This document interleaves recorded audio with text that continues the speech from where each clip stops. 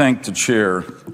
Mr. President, my fourth and final term as a United States Senator will soon come to an end. As I reflect on that reality, I am, of course, filled with many emotions, but the one that I feel most is gratitude. Gratitude first to God, creator of life and law, without whose loving kindness nothing would be possible. Gratitude to America, this extraordinary land of opportunity, which has given someone like me so many opportunities. Gratitude to the people of Connecticut who have entrusted me with the privilege of public service for 40 years, the last 24 in the United States Senate. Gratitude to my Senate colleagues whom I've come to know as friends and with whom it has been such an honor to serve. Gratitude to all the people without whose help, hard work, and support I never would have made it to the Senate or stayed here. The gifted and hardworking staff in Connecticut and Washington who supported, informed, and enriched my service here. And the volunteers in my campaigns who gave so much and asked for nothing in return except that I do what I believed was right. Gratitude to all those who labor out of view in the corridors of this Capitol building, from the maintenance crews to the Capitol Police and everybody else anywhere in this building. Thank you for keeping our Capitol running and keeping us safe. And gratitude, most of all, of course, to my family for the love, support, and inspiration they've given me every day of my life. My parents, grandparents, and siblings, my children and grandchildren, and Hadassah, my wife of almost 30 years now, the love of my life, who has been my constant companion, supporter, and partner through this amazing adventure. And so I want to begin this farewell speech by simply saying thank you all. I have a lot to be grateful for. But, Mr. President, being a senator, and since this is my farewell speech, I do have a few more things I'd like to say. I am leaving the Senate at a moment in our history when America faces daunting challenges, both domestic and foreign, and when too often our problems seem greater than our government's ability to solve them. But I can tell you that I remain deeply optimistic about America's future and constantly inspired by the special destiny that I'm convinced is ours as Americans. My optimism is based not in theory or hope, but in American history and in personal experience. I think particularly about my time in public life, and especially the changes that I've witnessed since I took the oath of office as a senator on January 3rd, 1989. The fact is that over the past quarter century, America and the world have become freer and more prosperous. The Iron Curtain was peacefully torn down and the Soviet Empire defeated. The eternal values of freedom and opportunity on which America was founded and for which we still stand have made global gains that were once unimaginable. We've seen the spread of democracy from Central Europe to Southeast Asia and from Latin America to the Middle East. Hundreds of millions of people have been lifted out of poverty in places like China, India, and just about every other corner of the globe. And technological advances have transformed over almost every aspect of our daily lives. When I started here in the Senate, a BlackBerry was a fruit, and tweeting was something only birds did. No more. None of these extraordinary developments happened by accident. In fact, to a significant degree, I would say they were made possible by the principled leadership of the United States, by the global economy and international system that America created with our diplomacy and protected with our military, and by the unique culture of freedom, innovation, and entrepreneurship that flourishes in our country and that remains the model and inspiration for the rest of the modernizing world. We have every reason to be proud of the progress of humanity that has happened on America's watch, and here at home to be grateful for the countless ways in which our own country has been benefited in the process. We live in a world whose shape and trajectory the United States, more than any other nation, is responsible for. It's not a perfect world, I know that, but it is a better world than the one we inherited, and in my opinion, it is actually in so many ways a better world than has ever existed before. Here at home, over the past quarter century, we've moved closer to the more perfect union our founders sought, becoming a more free and open society in ways I would guess those same founders never could have imagined. Barriers of discrimination and bigotry that just a few decades ago seemed immovable have been broken, and doors of opportunity have been opened wider for all Americans, regardless of race, religion, gender, ethnicity, sexual orientation, age, or disability. During my time here in Washington, we've had our first female Secretary of State nominated and confirmed, and our first African-American president elected and reelected.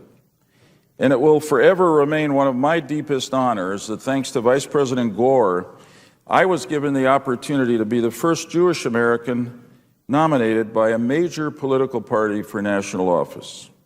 And incidentally, thanks to the American people, grateful to have received 500,000 more votes than my opponent on the other side. But that's a longer story. So, while there is still much work to do and many problems to be solved, I believe we can and should approach our future with a confidence that is based on the real and substantial progress we've made together. What's required now is to solve the urgent problems we still have. And what's really required to do that is leadership. Leadership of the kind that's never easy or common, but which we as Americans know we can summon in times of need because we've summoned it before. Today, I regret to say, as I leave the Senate, that the greatest obstacle that I see standing between us and the brighter American future we all want is right here in Washington. It's the partisan polarization of our politics, which prevents us from making the principled compromises on which progress in a democracy depends, and right now, which prevents us from restoring our fiscal solvency as a nation.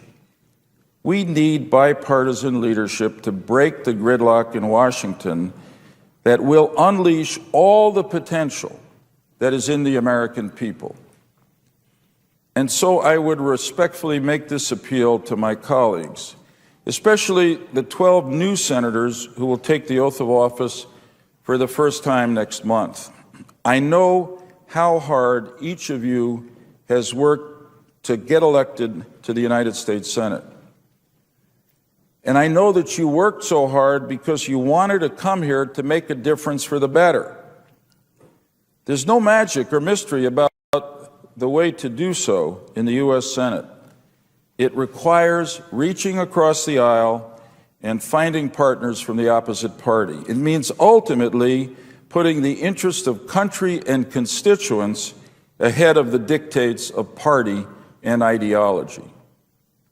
When I look back at my own career, the legislative achievements I'm proudest to have been part of, like passing the Clean Air Act in 1990, stopping the genocide in the Balkans, creating the 9/11 Commission and the Department of Homeland Security, reforming the intelligence community, reorganizing FEMA, and repealing Don't Ask, Don't Tell, all were achieved only because a critical mass of Democrats and Republicans found common ground.